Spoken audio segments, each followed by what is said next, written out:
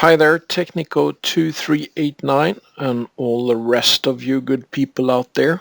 I hope that you are all safe and sound and that health is with you. Regarding your question on the wave and updated parts in an assembly structure. Now you already got like a bunch of explanations to why it is what it is. And the best solution here, I think, would be that wave license, because it will open so many doors for you.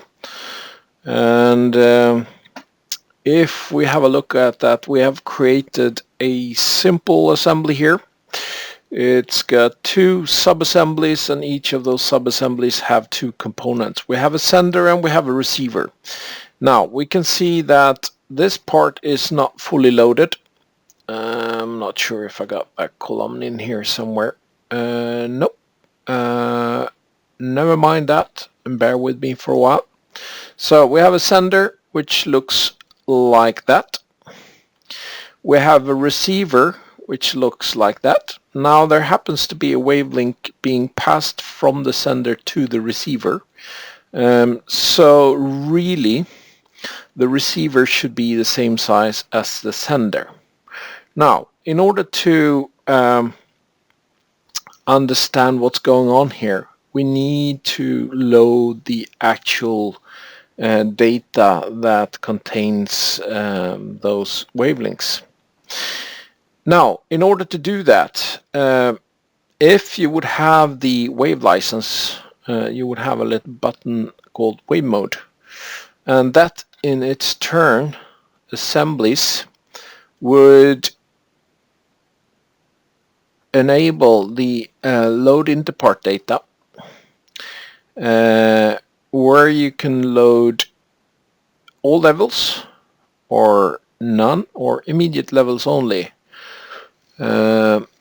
So as a prerequisite for all this means that you need the wave data loaded, and depending on the size on your files and the spec of your system, you might need more or less data. And the more you load, obviously, the more it's going to require from your system. So you might want to consider only loading what you need. So let's say now I only have one level here, but you could say immediate level only. So if I say immediate level only, we can see that it's going to load, well, in this case, everything. But the receiver and the sender that contains that wavelength. So that is kind of crucial, because here you can determine what you want to load of your assembly. Now if I cancel that, and let's have a look at, for instance, the associativity manager, we can see here that it immediately lists the receiver as out of date. Here I can pick and select the ones that I want. I can use the update selected parts if I want to do this incremental. Then I can select the parts that I want to update, and then I can traverse myself through the entire assembly step by step if I like. Now, with the Interpart link browser, we get a list of everything that is in there, but more importantly, we get a direct list of the contained links in here. We can see I can filter on this out of date state here. So if I would have a whole bunch of parts in here, the links would be filtered to the link status. Now that would be great, because here I can handle those links as well. That's really good thing. In addition, we also have the relations browser, which is going to open up in an external window, where I can handle my wavelengths. It's going to be a tree, if you like, and you can see the links in here as well. So here, for instance, we have that out of date link, and this is you can create a whole bunch of different views that you would like of your tree here. So that would be available with the Wave license.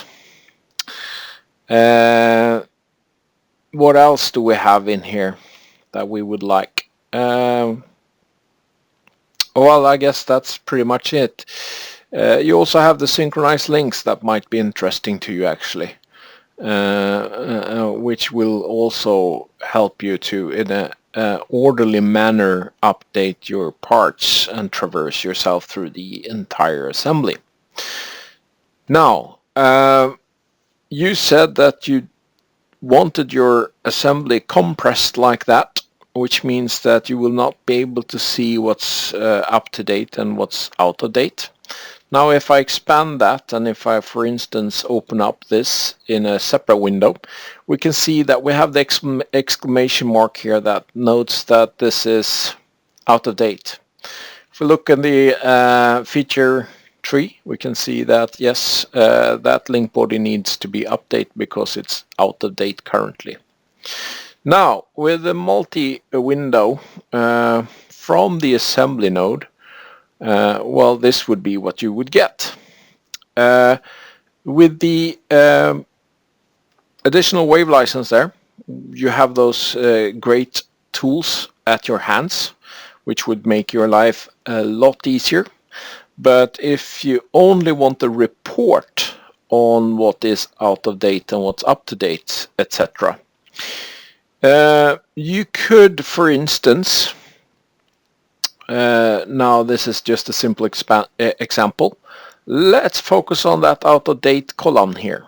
This is all by default, so we could create a report to this column. And that column, let's do a yes to that. It's going to calculate and it's going to see what is up to date and what's not. So the red here is obviously out of date, needs updating. You can handle that in various ways directly from the visual reporting tool, or you could take it to the assembly navigator where you can get like everything updated. We can select this as assembly and we can expand it, for instance, where we very clearly see that this is out of date. Okay, so that would be the visual reporting tool, which would be a great tool for you for identifying parts that would be out of date. Now, I'm going to undo that because I'm just going to show you the Checkmate result, which might be a good tool for you. So the Checkmate tool would be under the HD 3D tools. We have the Checkmate. We're going to activate it by double-clicking on it. And we're going to add a check here. We're going to set up a test. And the test that I would like, firstly, parts. What parts do you want? Well, I want to run it on all my loaded parts. You can choose from directory here. So you could pretty much drive it from in batch and check parts that are obviously not loaded. Or you could do just the current part. Now, I want to check all my loaded parts. So I will do set up a test, and the test I'm after is under get information and assemblies. Some in here, we're in here. There we go. I want to check the wavelength status, and the wavelength status here we want to define. I'm going to do it easy. I'm not going to save the log, and I'm only going to check for active out of date wavelengths. Now, it could be interesting in your case, maybe, to identify broken and frozen, suppress, and, well, pretty much all of them, I guess. Now, these are all the checks I will run. And, excuse me, I'm happy with that. And so I will execute my check here, and we will see what we get. So it's going to give me information on all of them, and that is depending on how I set up my test. So it's only going to give the information. Now I want to change my test a little bit. Okay, let's see here now. Run options. Bear with me for a while. I don't quite remember where I put that, where that is at. Let's see here now. There we go. There it is. Apologize for that. The log information, I need to set that either to error or warning. So we do that and we run it again, and we can see that now a checker flag turns up on my receiver part, which is great. Now you might think that, well, you know, I got like thousands of parts in here, and I got to find that receiver. How do I know that? How can I find that? Well, you can filter on it. Let's say the information passed with information. I don't need to know all the parts that passed, but with information. So let's toggle that off. And all of a sudden I just have the receiver. Now I don't have any failed operations in here, but if I would, that would come up. I could remove that as well if I like, for this purpose.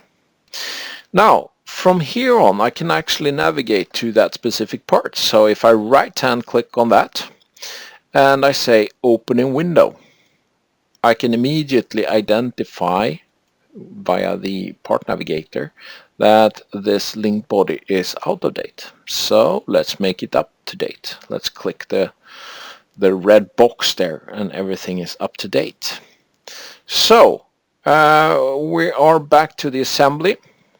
Even if I can expand that because I've added the checkmate result here, we can see it directly in the assembly. We can now rerun that checker. So let's rerun that. And we now have a receiver that is with a green check mark.